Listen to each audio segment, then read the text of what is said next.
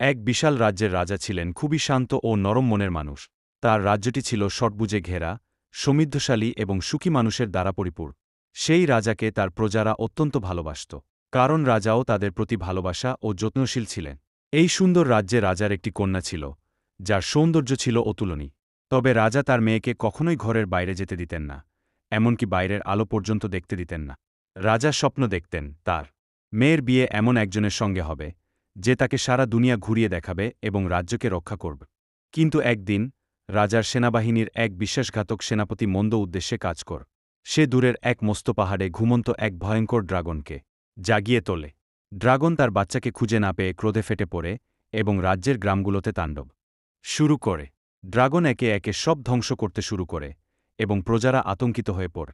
তবে এই দুর্দিনে পাশের গ্রামে এক নিঃস্ব রাজপুত্র ছিলেন, যার নিজের রাজ্য দখল হয়ে গিয়েছিল এবং তার নিজস্ব কোনো রাজ্য ছিল না।